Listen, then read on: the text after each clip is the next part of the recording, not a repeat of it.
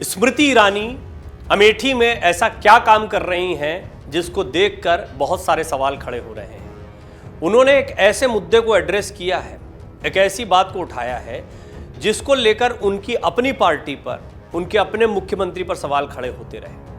और पिछले ही चुनाव में, यानी विधानसभा चुनाव जो 2022 के, उसमें सबसे बड़े मुद्दों में से एक मुद्दा था, लेकिन इसको नजरअंदाज नहीं कर रही है स्मृति ईरानी।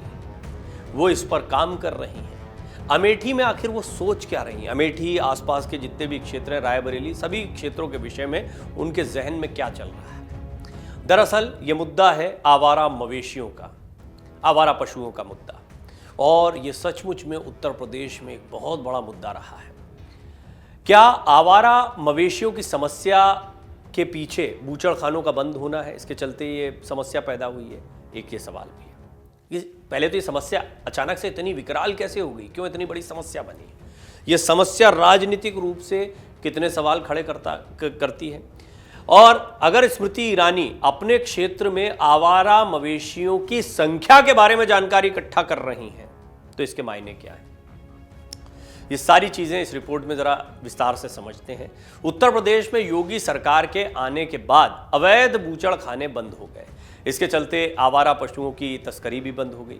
अब अमेठी समेत पूरे यूपी में आवारा पशुओं से लोगों को क्या निजात मिलेगी, ये भी एक बड़ा सवाल है, क्योंकि केंद्रीय मंत्री स्मृति ईरानी इसको लेकर एक बड़ा कदम उठाने जा रही हैं। तो ये समस्या जो है, ये आगामी लोकसभा चुनाव में एक बड़ा मुद्दा बनेगी। और लोकसभा चुनाव हो उसके पहले ही इस समस्या का यदि निदान अपने क्षेत्र में स्मृति ईरानी निकाल देती हैं तो एक बड़ा दांव होगा और इसमें वो लीड कर सकती हैं। तो उनको ये समझ में आ रहा है कि उन्हें बड़े छोटे छोटे मुद्दों, और ये इतनी तैयारी क्यों कर रही हैं स्मृति ईरानी? वो जानती हैं अमेठी में लड़ाई इस बार आसान नहीं होगी।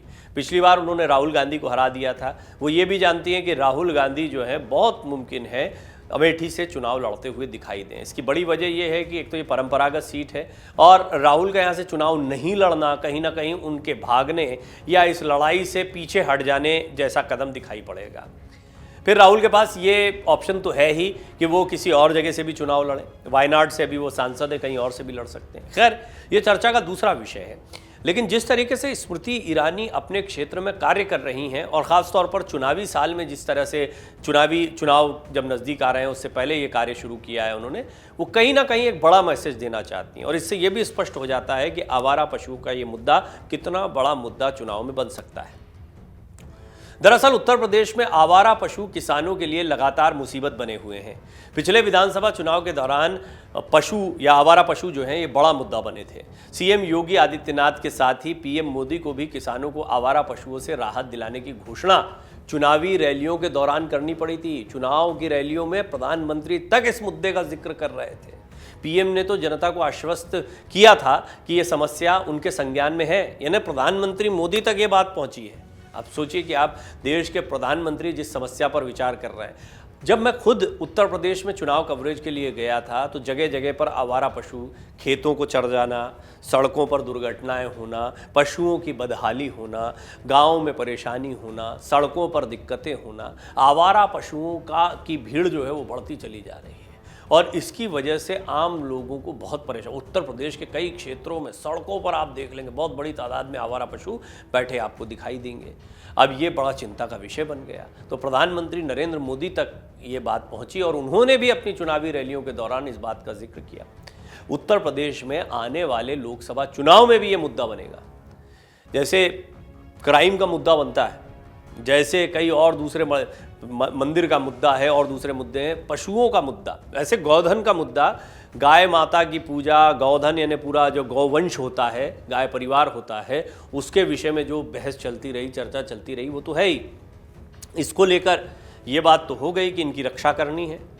गोवंश वध जो है या इसमें किसी भी तरीके से इनका मांस या इनकी कटाई नहीं होने दी जाएगी। इसको लेकर आपने देखा सड़कों पर गाड़ियों को रोकना और कई इस तरह की घटनाएं सामने आती रही। इसकी पूरी कहानी है, इसको बड़ा विस्तार से समझा जा सकता है, पर संक्षेप में आपको ये सारी घटनाएं याद होंगी। इनके बाद में फिर ये हुआ कि बहुत हद तक इन चीज़ों को काबू कर लिया गया।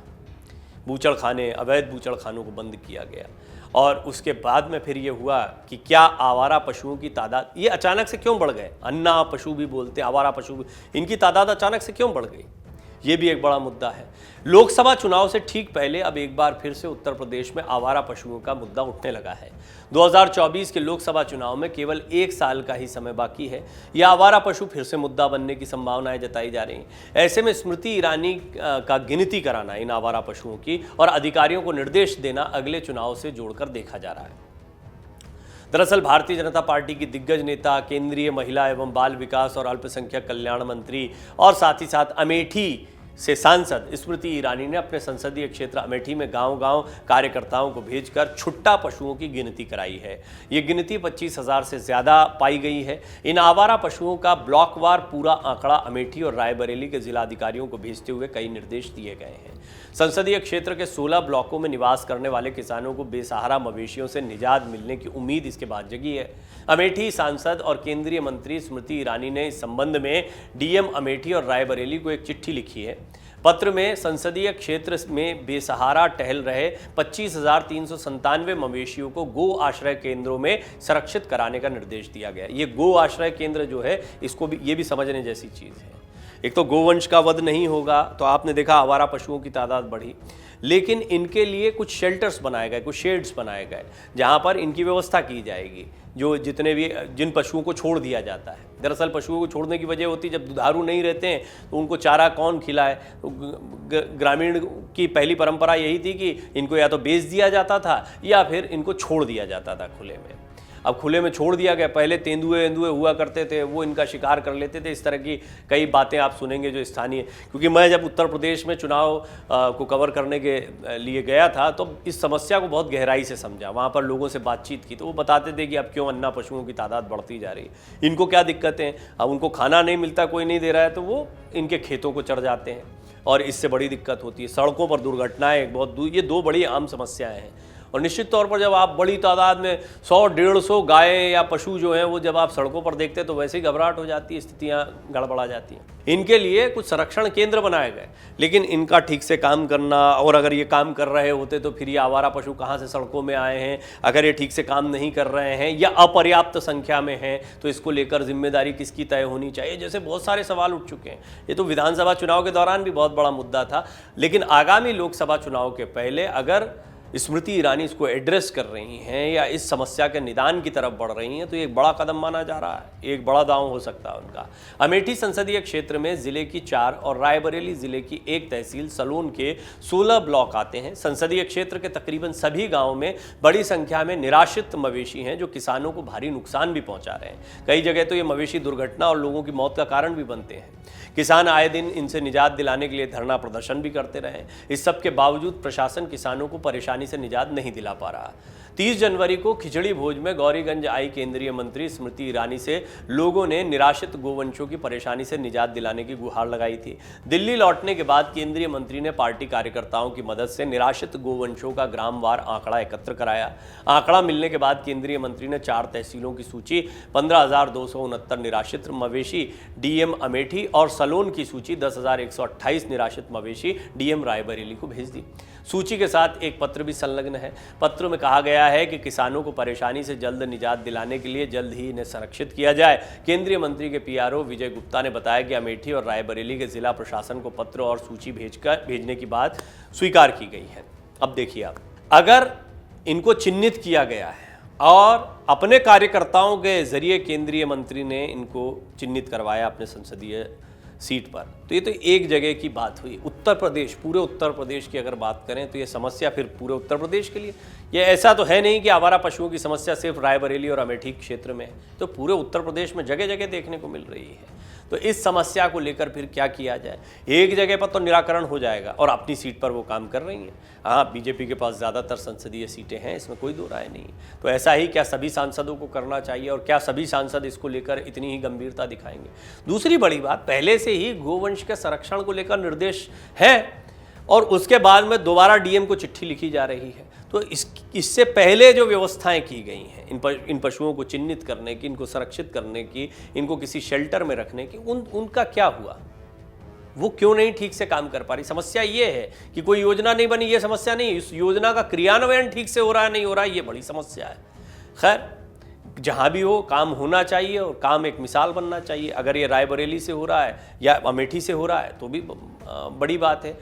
बेशक इसको केंद्रीय मंत्री स्मृति ईरानी अपने क्षेत्र में करा रही हैं, लेकिन ये पूरे उत्तर प्रदेश के लिए या तमाम जनपदों के लिए उसी तरह से एक आदर्श की स्थिति पैदा करता है या समस्या की विकरालता को दिखाता है कि कैसे अन्य जगहों पर भी यही समस्या मुंह बाए खड़ी है। उत्तर प्रदेश में आवारा पशु किसानों के लिए बहुत बड़ी समस्या बने हुए हैं। किसानों को इस समस्या से निजात दिलाने के लिए योगी सरकार भी गंभीर है। योगी सरकार किसानों को इस समस्या से निजात दिलाने के लिए हर जिले में एक टास्क फोर्स बनाने की तैयारी में भी है। प्रदेश सरकार के पशुधन और दुग्ध विकास मंत्री धर्मपाल सिंह ने बीते दिनों कहा था कि निराश्रित गोवंश उत्तर प्रदेश में किसानों की समस्या है, इसको हम बेहतर जानते हैं, लेकिन जो निराश्रित गोवंश हैं कहीं बाहर से नहीं आया है। पशुधन एवं दुग्ध विकास मंत्री धर्मपाल सिंह ने कहा था कि पशुपालक जब तक गाय दूध देती है तब तक इसे पालते हैं, जब दूध देना बंद कर देती है तो उसे छोड़ देते हैं। ऐसे लोगों को सावधान भी किया गया है कि वो ऐसा ना करें। तो लोगों को ही समझाया गया है कि आप अपने पशुधन को संभाल कर रखें। अगर आपने गाय को पाला है तो दूध देना बंद कर दें, उसके बाद आप सड़कों पर आवारा की तरह ना छोड़ दें उनको। तो अपने पशुओं का ध्यान आपको रखना पड़ेगा, इसके लिए चेताया गया है। किसानों के लिए इतनी बड़ी समस्या का इस तरह राजनीतिकरण हो चुका है कि कोई भी दल इस समस्या का समाधान लेकर नहीं आता। इस मुद्दे की संवेदनशीलता का अंदाजा इस बात से लगा सकते हैं कि यूपी में मुख्य विपक्ष की भूमिका अदा कर रहे पूर्व सीएम और समाजवादी पार्टी के मुखिया अखिलेश यादव भी ये खुलकर नहीं कह सकते हैं कि उनकी सरकार आने के बाद अवैध बूचड़ खानों को बंद करा देंगे या पशु तस्करी को छूट मिल जाएगी। ये एक बड़ी बात है, पशु तस्करी को छूट मिल जाएगी जैसी बात, यानी कि गोवध हो जाना या फिर इनको कटने के लिए भेज देना गोवंश के इन जानवरों को, ये एक बहुत बड़ा प्रश्न था। यहीं से बात शुरू हुई थी। तो जो इसकी अनुमति दे देगा वो फिर एक जिसकी आस्था है गोवंश से जुड़ी हुई, हालांकि ये पहले से चलता रहा, ऐसा नहीं कि कोई नई घटना थी या नई बात थी, लेकिन फिर जब उत्तर प्रदेश में योगी आदित्यनाथ मुख्यमंत्री बने तो उन्होंने इस मुद्दे को गंभीरता से लिया। ये उनके चुनावी एजेंडे में भी शामिल था और वो खुद गौ माता से कितना स्नेह करते हैं, प्रेम करते हैं, सभी ने देखा। इसकी तस्वीरें हैं, बानगी हैं, उनकी बहुत श्रद्धा है इसमें। और कई लोगों की सनातन परंपरा को मानने वालों को वो गौ माता कहते हैं, माता की तरह पूछते हैं गौवंश को। तो ये एक बड़ा प्रश्न बना हुआ है, इसको लेकर राजनीति भी गरमाई रही है। उत्तर प्रदेश ही नहीं, राजस्थान में सबसे अधिक है आवारा पशुओं की समस्या। पंजाब भी इससे परेशान रहा है। एक मीडिया रिपोर्ट के अनुसार राजस्थान इस समय देश में सबसे ज़्यादा आवारा पशुओं वाला राज्य है। 2012 में सबसे अधिक आवारा पशु उत्तर प्रदेश में और दूसरे स्थान पर उड़ीसा में थे। 2019 की पशु गणना के हिसाब से अब राजस्थान सबसे अधिक आवारा मवेशियों वाला राज्य बन चुका है। 2012 की तुलना में प्रदेश में करीब 3.25 लाख आवारा पशु बढ़े हैं। पंजाब सरकार भी आवारा पशुओं की समस्या से त्रस्त है। इस छोटे से राज्य में करीब 2.5 लाख आवारा पशु हैं। देश में मवेशियों के लिए अभयारण्य और नेशनल पार्क क्यों नहीं, ये भी एक सवाल खड़ा किया जाता है। आवारा मवेशियों की समस्या का सबसे बड़ा कारण बैलों की उपयोगिता खत्म होना, चारागाहों का इतिहास बनना, वन्य जीवों की तरह गायों, बंदरों और अन्य मवेशियों के लिए अभयारण्य या नेशनल पार्क नहीं बनाना है। पर इस पर बात नहीं होती है क्योंकि इस तरह की बातों से वोट नहीं मिलते हैं। यानी कोई पशुओं को लेकर इतने बड़े पैमाने पर कार्य करे कि सिर्फ इनको देखने के लिए, जिन पशुओं को देखने के लिए आते हैं उनके लिए अभयारण्य मत बनाइए लोगों के मनोरंजन। वहाँ भी पशु नहीं है चिंता का विषय, वहाँ अभयारण्य में लोग घूम पाएँ और पशुओं को देख पाएँ कि जंगल में वो किस तरह रहते हैं, ये है। अगर आप सचमुच पशु प्रेमी हैं, पशुओं के विषय में सोचते हैं, तो आपको इनके लिए वो व्यवस्थाएँ करनी चाहिए। लेकिन इससे वोट कहाँ मिलेंगे पशु प्रेम दिखाकर। हाँ, उससे अगर इमोशंस जुड़े हुए हैं, उससे आस्था जुड़ी हुई है तो बात अलग हो जाती है। उससे पशु प्रेम तक सीमित नहीं है, वो आस्था की भी बात होती है। पशु प्रेमियों का कहना है यूपी से लेकर राजस्थान तक न पैसे की कमी है न कानून की, बस नीतियां व्यवहारिक नहीं, इम्प्लीमेंटेशन नहीं होता। चिंता तो सब जताते हैं लेकिन इस पर व्यवहारिक रूप से काम नहीं हो रहा। तो ये कुछ छोटी बातें थी जो मैंने ये मुद्दा बहुत बड़ा है लेकिन मैंने कोशिश की कि इस रिपोर्ट में ये बात भी ये पहलू भी आपके सामने रखूँ। मुद्दा इसलिए छिड़ा है क्योंकि रायबरेली में पशुओं की गणना करवाई है स्मृति, अच्छा कदम है स्मृति ईरानी का ये, और उन्होंने ये सारी जानकारियां अमेठी और जो भी जिन क्षेत्रों में गणना हुई है उनके डीएम को भिजवा दी है।